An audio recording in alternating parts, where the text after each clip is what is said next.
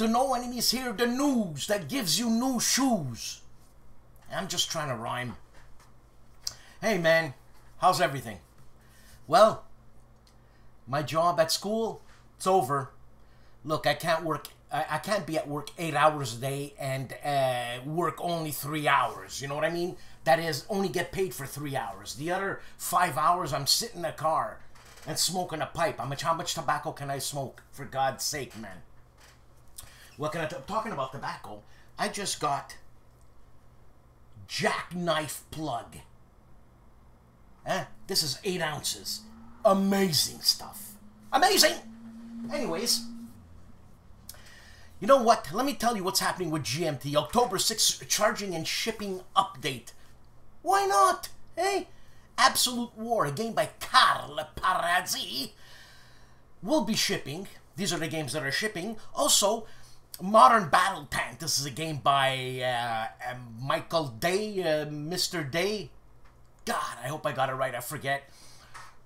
That's the second printing of it. Also, Normandy 44, third printing, Mark Simonich's game. Tank Duel Expansion number 1, North Africa. This is Mike Bertuccelli's card game. Also, Tank Duel, the Tank Pack number 1, and Wing Leader Supremacy, 2nd edition. So, they're going to be shipping these starting October 25th. And also, I was contacted by Dr. Weitzik. I hope I pronounced his name right. Where he said, he asked me, you know, where can I post this up somewhere? I said, sure, bring it on. I'm the news guy, right? I mean, yeah, right? A coin game. Yes, how many millions of coin? But this is a Robotech coin game called Reconstruction. I was a little older when Robotech came out. I don't know if it came out in Japan beforehand, but this is a coin game where you pick your 4 factions. I always liked the artwork, right? Very manga-ish, but and then I always thought manga. How come at that time manga? It was a big Japanese thing, but nobody looked Japanese. Boo. Anyways, so Robotech Reconstruction. There's a playthrough by Legendary Tactics. He does a playthrough. Check it out, and it's it's also a first look, first impressions, and a playthrough. Sorry, he does a first impression, Scusi, and you know, you choose from 4 factions: the Robotech Defense Force, the Zentraedi Rebellion, Robotech Expeditionary Force, and Anti-Unification League. Anti-Unification League. I could have picked a better name than that, and I like the artwork. So Dr. Weitzik, as I said, I hope I pronounced the name right. I hope this did the trick for you. Showed a few people. And that's it. Other than that, fall's in the air everywhere you look around. And it's time to harvest pumpkins, squash. Man, if you ever have a chance to eat, what's that squash called? It's a smoky squash. Not an acorn squash, but it looks like an acorn squash. But anyways, just a bit of garlic, a bit of salt, and butter. Put in the oven. Poke it. Poke through the skin. Wait till it's soft, but not too soft. You don't want mush. You still got teeth, hopefully. And enjoy. Buttercup. That's what it's called. Not butternut. Buttercup. Have a great show. Yeah, I'm stupid. The Robotech game, Reconstruction, for God's sake, is on pre-sale now, okay? On Strange Machine Games Publishing. So check it out. They have a website, Strange Machine Games. And this company's been around since 2011. There used to be a small role-playing game. And pre-sale price, $35 plus shipping. US. This is a 3 to 4 player game. Plays in 1 to 20 minutes. Red squirrels, red squirrels. Have a good one.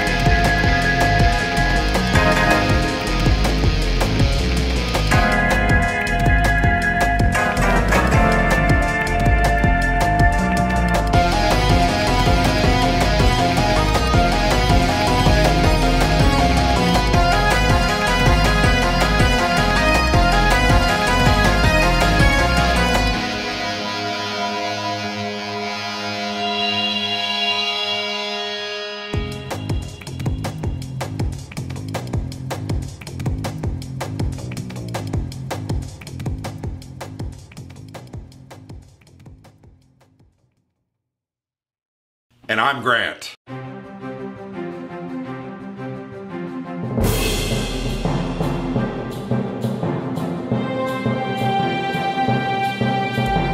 the gentlemen of the Farmer's Aid are checking out a preview of Zermatt from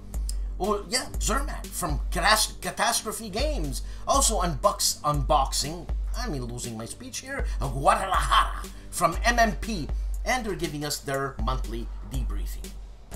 Marco Arnaldo of Marco OmniGamer returned to the Rock of Corregidor, 1945. This is a review, and I'm assuming this is a Revolutions game also, but I could be wrong.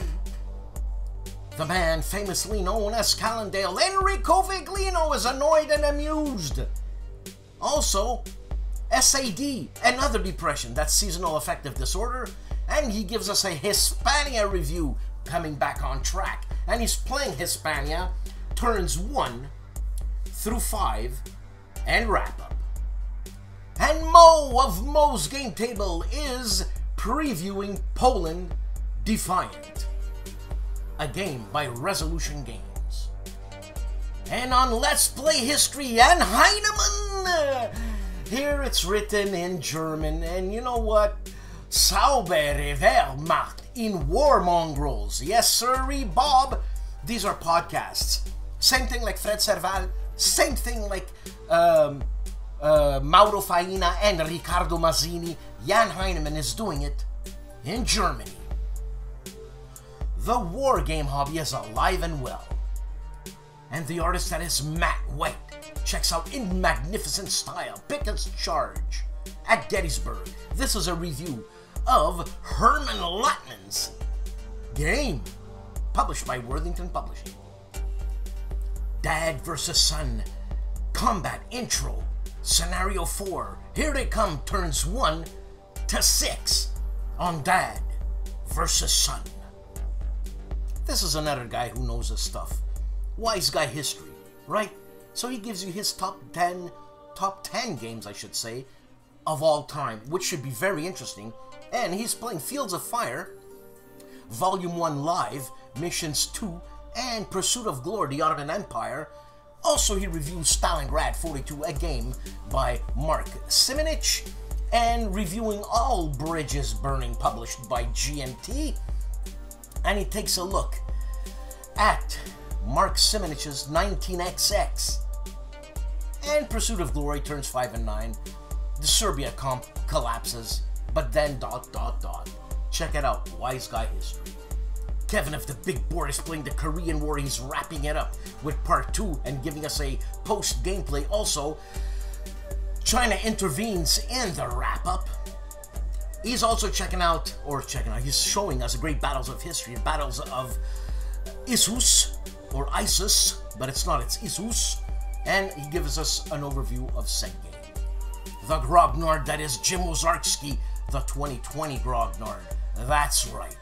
Man, I'm going to interview this guy, but I don't know what questions to ask him because I have a million questions, and he's going to answer them, man. Let me tell you.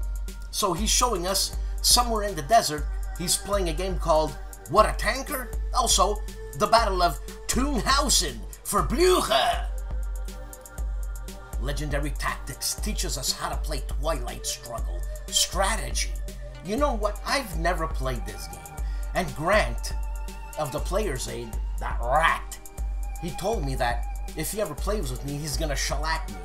And he was humble in saying that. Yes, he was, because he said he knows the cards. Ha! Counting cards in Twilight Struggle. World War II Solitaire board game channel is playthroughing Companies of Hero. Also, tactical card game gameplay of Warfighter, the World War II card game. This is an unboxing, and the Pacific side of the World War II card game. Obviously, the first one is on the Western Front and Eastern Front, and the second one is on the Pacific War. Diagonal Moves continues the series of videos looking at the campaign game of Across the Bug River. Here, moving into turn 4, the German forces are driving hard into Soviet territory. Dave's Gaming Cave is doing, or completing I should say, a Fields of Fire redo. The Battle of Traverse turns 2 to 5, and also Until the Bitter End print and play game by Matt White, the war game artist. Hex to Hex is giving us Stalingrad Pocket number 2 Hoth's relief attempt. So this is a game, a multi-man publishing game, Stalingrad's Pocket. I am appalled that 6actual has only 42 subscribers. He's designing a game, and he's showing us the game, a game that he calls Cactus Air Force Pilot. So he gives us a surprise reveal and a pilot update. No, sorry, an update. The game is Cactus Air Force Pilot. Come on.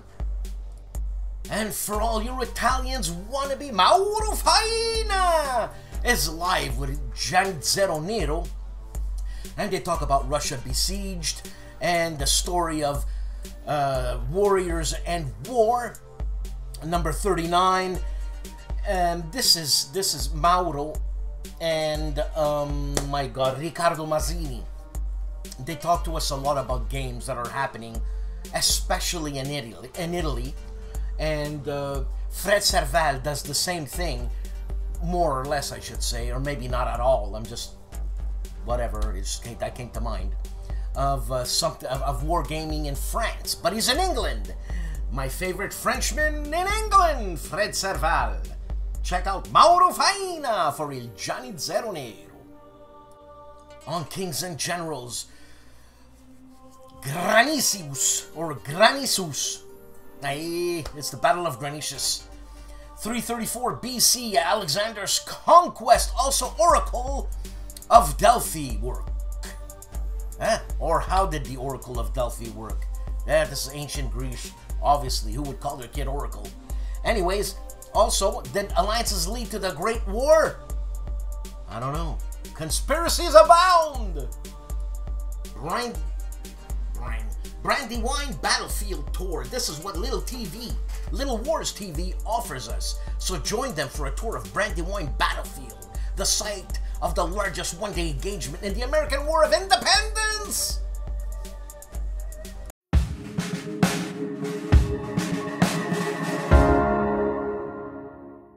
Hello everyone, this is Michel Leviathan-Sarbet from the Polish YouTube channel Wojennik TV. Here is my weekly roundup of the content published on Wojennik TV during the last 7 days. Last Sunday I started with my top 3 games of September, so the 3 games which I have spent the most time playing, which I had the most fun with. On this list I included Dice Miner, a very quick, very entertaining dice game published by Atlas Games, Death Valley, the Battles for the Shenandoah published by GMT Games, which I finally played multiple times, both the scenarios set in 1862 and 1864, and I really had a lot of fun with it. And finally, Unsettled from Orange Nebula. This is a sci-fi game, an exploration game, very interesting, extremely pretty, with tons of climatic mechanics. On Tuesday, I published the English video, and this time it was the unboxing of Atlantic Star. This is quite an old game published back in 2001, in which we will be organizing cruises. For passengers, we will be recruiting ships or buying ships or loaning ships. We'll be taking loans in order to finance those cruises, and at the end, of course, as you might expect, we will be comparing the number of points scored by each player. On Wednesday, the Polish unboxing. This was the unboxing of Adapt. Adapt is an interesting project published a few years back, in which each player will be creating or will be breeding his own fish, his own marine organism, enabling it to evolve, but at the same time adding elements which will enable this organism to become the most efficient predator, because this is a battle game, a skirmish game, in which we will be creating our own organism in order to fight our opponents, and the objective is to kill, to destroy our opponent. So this is an interesting card game which I already played a few a few months ago, but I recorded this unboxing even earlier, so now I decided to publish it. Finally, on Friday, I revisited Death Valley in the Battles for the Shenandoah because I released the Polish review of this game. It took me a while to prepare it, it took me a while to play the game, but I must say that I really enjoyed it. I think it's a very interesting design, a design in which in fact you receive two games inside one box, because this is a game which enables us to recreate the battles fought in the Shenandoah Valley during the American Civil War, but both in 1862 as well as 1864. Obviously you have the series rules because this is a game published in the American Civil War series, but you have also specific rules governing battles fought in 1862, specific rules governing battles fought in 1864. A game with huge amount of counters, 1960 to be precise, with a lot of depth, with a lot of interesting battles. I really enjoyed it, and I will also present a review of this title in an English version in some time. So those were the 4 videos which I published on Wojennik TV during the last 7 days. I wish you an excellent weekend, have a great gaming, and see you next time. And here we see the face of JK Wargames, solo wargaming in 2021. Is it worth the time and effort?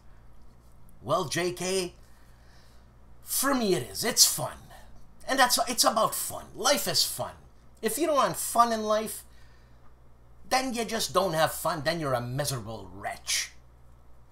But solo wargaming in 2021 at JK Wargames. On Wars of the World, the complete history of the Afghanistan War, documentary, part 1, on Sunday the 15th of August, 2021. After an almost 20-year-long absence, the Taliban recaptured the Afghan capital city of Kabul. And you know what? They didn't even fire a shot. You think there were talks in between the Taliban and whomever was talking and the state side to not fire a shot? Conspiracies abound! And you thought Greg Allman was dead? No! He's reincarnated into Timmy of Harebrained Games. So Timmy checks the French and Indian War, a game called Bayonets and Tomahawk, by a friend of mine called Mac Rodrigue, who's a real Quebecer, a real historian concerning this time in Quebec. And man, I mean, Quebec has such a rich history, especially North American history. And yeah, the States only lost, well, they lost one war officially. Do we count Afghanistan or Vietnam as lost, or they pulled out? You know what I'm saying? But you can still get pregnant if you pull out. That's just a joke. But the States tried to invade Canada, and we shellacked them. That's right. Combat Board Games is revisiting D-Day Dice Pocket. After a year of playing it, hey, I like D-Day Dice. Why?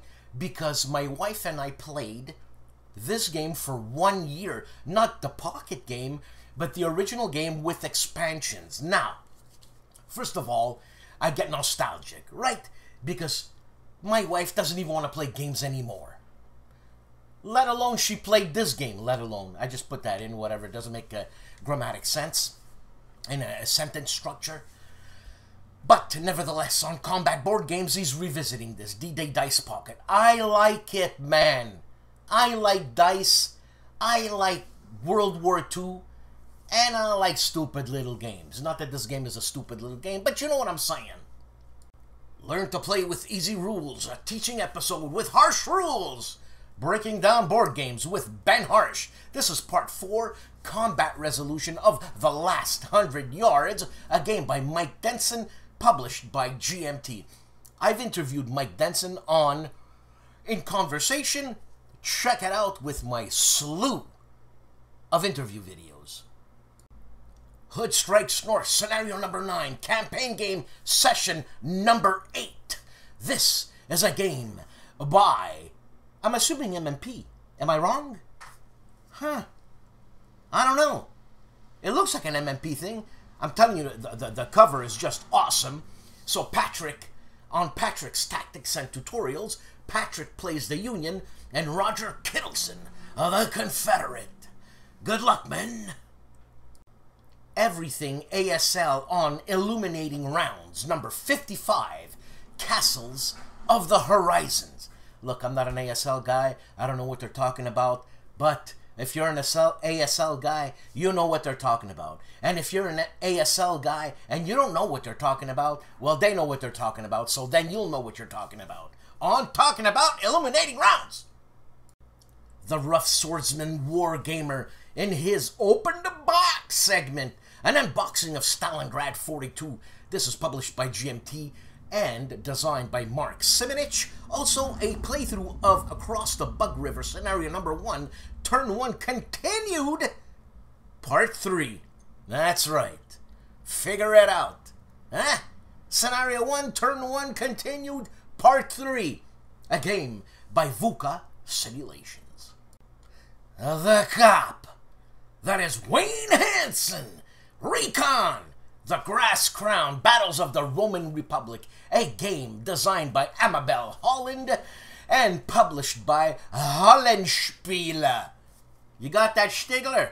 Huh? Getting better. John Krantz and Billy Squared from Compass Games Town Hall episode number 30. Join Bill Thomas and Bill Thomas for the latest company news. The minister that is Joel Toppin. Look at him on top of the mountain. The guy's an animal. He's also a minister. And he's doing the great campaigns of the American Civil War. The 7 days. Days 1 through 5. On to Richmond. You know, I get my history from little tidbits on the interweb. In Operation Eagle Claw, U.S. Special Forces attempt daring Iranian hostage rescue in 1980. So this is a channel called The Operations Room. And as you can tell, there's almost 500,000 subscribers. Is it good? Well, only you know. Hey guys, Dave here. Welcome to Centurion's Review, the punk rock band of War Game Review institutions. This week we did 2 episodes of War Game Chat, and we did 2 reviews. The first episode of War Game Chat was War Game Chat number 25, where we talked about war movie cliches that we hate. What we mean by that is things like people pulling pins out of grenades and with their teeth, and people stepping on landmines and the landmine doesn't explode unless they move, and all sorts of stuff. And then we did War Game Chat number 26, where we talked about war memorials. The reason we did that is I just got back from Washington, D.C., and we saw a lot of nice war memorials there, so I wanted to tell you guys about it. And then as far as the reviews, first one we did was Gettysburg 150 from Worthington Games. That's a fantastic game. It's a low complexity Gettysburg game that is just so much fun to play. If you see it on the used market, pick it up. And then last review we did was Axis and Allies 1941, another low complexity game. It's a lot of fun and easy to learn, and it's probably one of the best selling war games out there. My only complaint about it is that there's just not enough miniatures, so you end up having to use counters to represent miniatures and stuff, which I thought was kind of goofy. And also, like, the Japanese have Tiger tanks. Well, they don't actually have Tiger tanks, but they reuse the tank types as far as the miniature for the different nationalities. So both the Germans and Japanese have Tiger tanks, and then the Americans, British, and Russians have some type of Russian tank to represent their tanks. Thanks for watching, and have a good evening.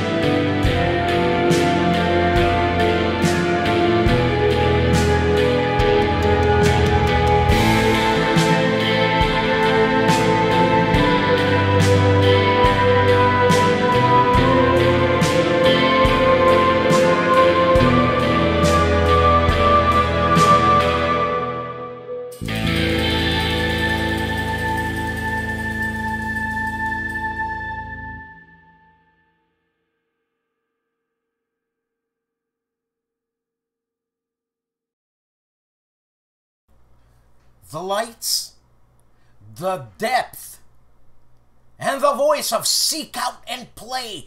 Come on, people, subscribe to this channel, for God's sakes, man. I mean, look at the depth of this picture. It's like a flat earth. You know what I mean? I guess the earth is flat. Because look at it, man. You got the blue skies, and then you just fall off. Bloody Monday, introduction and history of the battle. A short video that introduces Bloody Monday, a game by Vento Nuovo Games. I don't know if this is a new game, but I want it. The video covers the basics, but also reveals the history of the battles of Borodino using the map and game pieces. And Board Game Chronicles gives us a playthrough and strategies on how to play Imperial Struggles. I shouldn't say a playthrough, but a teach-through. I just invented something. Part 4, the Board Game Chronicles. Dr. Cody of the Discriminating Gamer is checking out Worthington Publishing's Hidden Strike of the American Revolution. GIMPY of the GIMPY Gamer is doing the game Combat by Compass Games, Parts 8, and the finale, Part 9. I haven't tried this game yet. It was gifted to me by a nice guy called Art, if I'm not mistaken. And they say, you know, I mean, if you're missing, what's that game, Victory Games, Ambush. If you're missing a little bit of Ambush, which Ambush is not really a replayable kind of game. If you got 10 years in between, sure. But this gives you the Ambush itch. That's what I heard. And the 2-time CSR winner, KilRoyWasHere! Have coffee with Kilroy and check out Compass Games' 2021 catalog. Also, Mediterranean Empires. This is Strategy and Tactics number 330. He's unbagging it. And you know something? This is Robert Carroll. He is, man, this guy's my counselor. You know what I mean? Consigliere. I learned so much from this guy. We have private conversations. And, man, thank God for people like this guy. Okay? Thank God for people like this guy. The War Room with Matt White. How important is art in wargaming? Well, I'll tell you something. It makes you buy the box, especially if you're a youngin'. You know what I'm saying? A youngin'. And this is happening at... You know, I'm liking this channel more and more. I mean, characters, that's what it's all about, man. You want ID and Rough Swordsman?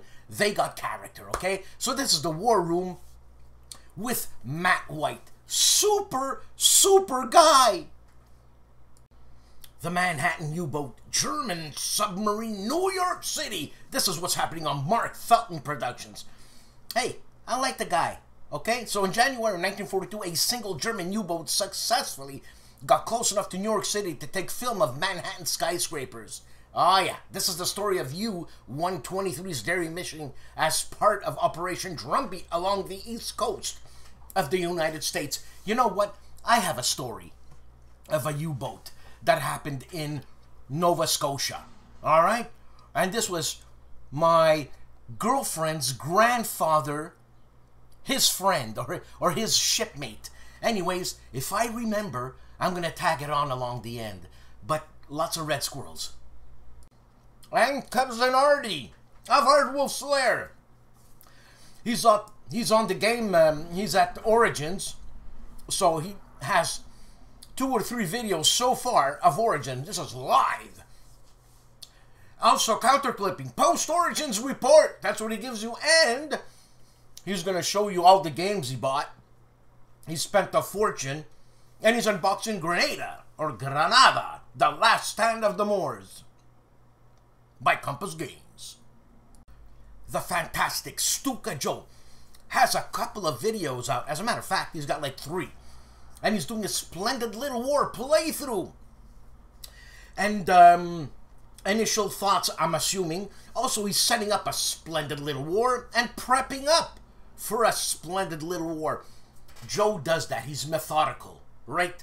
So, and he's going to show you videos. So for people who want to learn how to do it, you just have to watch STUKAJOE. That is videos. And Indy Nidell's channel on World War II. Can a drug or a new drug win the war? I love this channel. I think it's fantastic. Every week, play by play, day by day, the unfolding history of World War II. Summer of 1863, early on July 1st, in the surroundings of the small town of Gettysburg, the largest battle fought in the American Civil War begins to unfold. A battle that will determine the fate of the nation. A Most Fearful Sacrifice is an epic two-player war game allowing players to depict the fighting that occurred during all 3 days of this decisive clash. The Black Swan ACW operating system is specifically designed to handle the larger scale battle and provide a challenging, constantly developing battle situation. A Most Fearful Sacrifice, The 3 Days of Gettysburg, a game designed by Herman Luttman, published by Mark H. Walker. A Flying Pig game. Another week, another show. And this has been going on for 4 years. That's amazing. Thanks for watching. Please like and subscribe. Please support this channel on Patreon. It really goes a long way, trust me. And people, I hope you have a great weekend. Stay frosty. Stay strong. Do not turn the other cheek. I don't get that. You know, if there's issues and you can handle it if you know what I mean. You know what I'm saying? And plus, I do not work at the school anymore, as I've said. Oh, and I just remembered the story, the U-boat story. Oh, yeah. So, my grandfather's shipmate, or my grandfather's mate, my wife's grandfather's mate, and we're talking, obviously, World War II, was fishing in Nova Scotia. He was checking out his lobster pots, right? And all of a sudden, a U-boat rises. I mean, these guys freaked, right? Because they're on their boat fishing for lobster, for God's sake, man. So a U-boat pops up with that gun, I think it was an 88, that gun trained on them, right? So he asks, they signal for one of the guys to come over, right? So one of the guys on my girlfriend's grandfather's ship does come over, and the captain or whomever tells the shipmate, he says, look, get on your trolley or whatever, your dory, and get back to shore. I'm assuming shore wasn't that far, and if it was, row back, because we're gonna blast your boat. So they did. They went back to the ship, the lobster ship, got everybody on the dory. That's a big rowboat type thing. Got the heck out of the way, and the German U-boat shellacked their boat. That's my story. You bet. So it wasn't just in New York that it was happening. Well, actually, that is the East Coast. It's probably the same sub. U-123. Those monsters. Have a good weekend.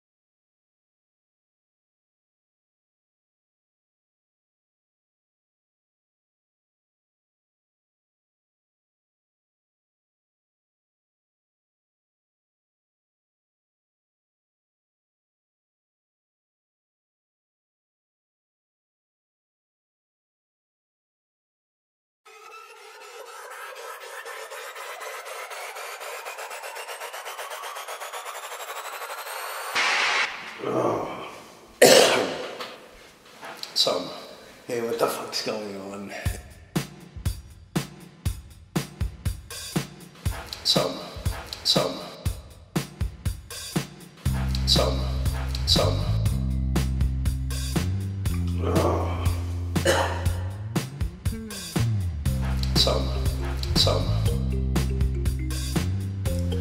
This time less of a rant and more of a, hey, what the fuck's going on?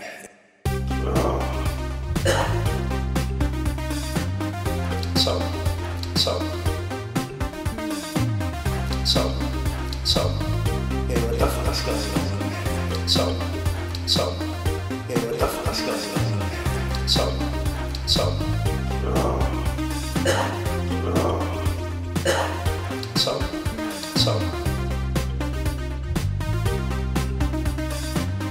So what the fuck's going on? Hey, what the fuck's going on? So what the fuck's going on? Hey, what the fuck's going on? Hey, what the fuck's going on?